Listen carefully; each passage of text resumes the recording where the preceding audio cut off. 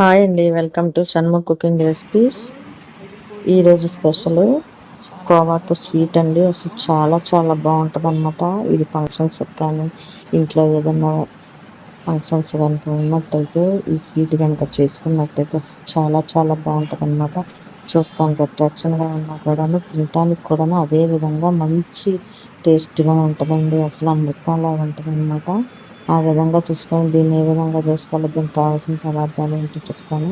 ఇది నచ్చినట్టయితే లైక్ చేయండి, షేర్ చేయండి, సబ్స్క్రైబ్ చేయండి.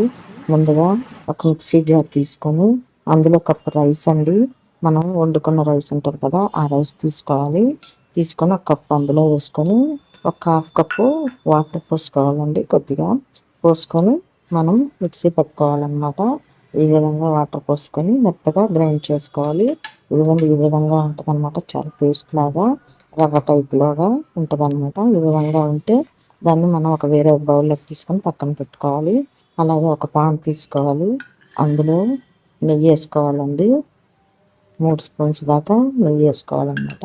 ఈ నెయ్యి వేసుకోవడం వల్ల చాలా చాలా టేస్ట్గా ఉంటుంది. కొంచెం ఎక్కువ ఉన్నా కూడా చాలా టేస్ట్ ఉంటుందండి. నెయ్యి ఒక 4 స్పూన్స్ దాకా వేసాను నేను. వేసుకున్న తర్వాత ఆ నెయ్యి కరిగిన తర్వాత మనం ఈ రైస్ మిక్సీ పట్టుకొని ఉన్నాం కదా, ఇది అందులో వేసేసుకోవాలండి. వేసేసుకొని మొత్తం వేసేసుకోవాలి.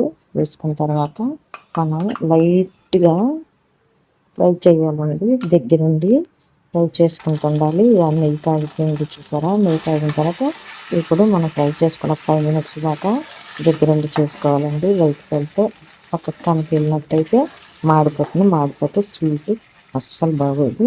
దగ్గరుండి చేసుకోవాలన్నమాట. ఈ విధంగా మనం ఫ్రై చేసుకుంటూ ఉండాలండి. ఇలా నెయ్యిలో చేయటం వల్ల అనమాట చాలా చాలా బాగుంటుంది.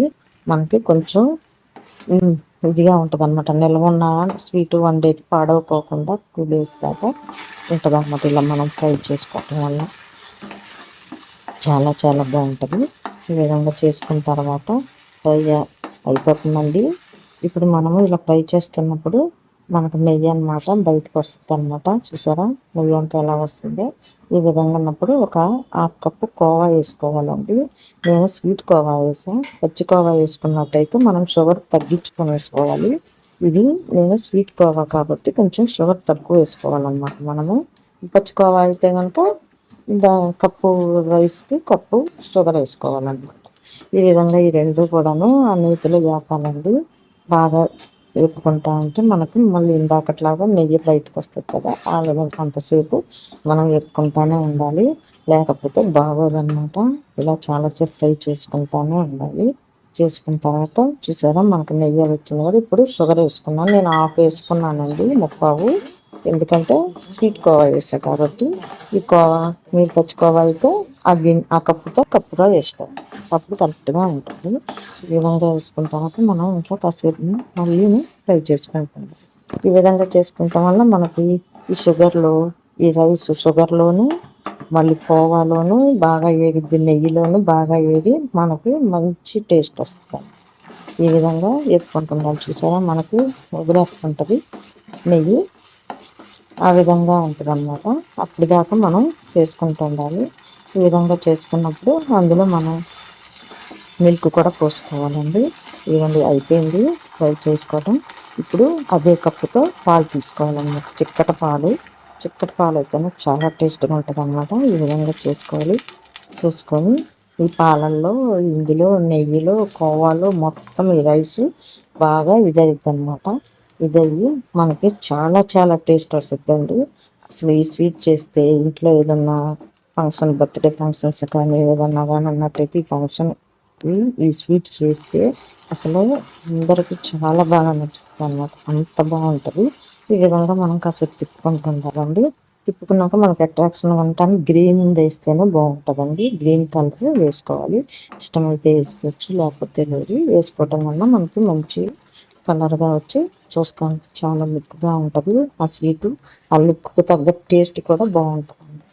ఈ విధంగా కలుపుకుంటుండాలి. చూసారా ఇలాగా లైట్గా మనకి మరి గట్టిగా అయ్యేదా కాకుండా ఇలా ఉన్నప్పుడే మనం ఆపుకోవాలి. ఇందులో ఇలాచి పౌడర్ వేసుకోవాలండి. టేస్ట్కి నచ్చితే వేసుకోండి, లేకపోతే లేదు. ఇందులో జీడిపప్పులు, పిస్తా పప్పులు, బాదం పప్పులు, ఏ డ్రై ఫ్రూట్స్ ఉన్నా వేసుకోవచ్చు అన్నమాట. ఈ విధంగా డ్రై ఫ్రూట్స్ వేసుకోవాలి.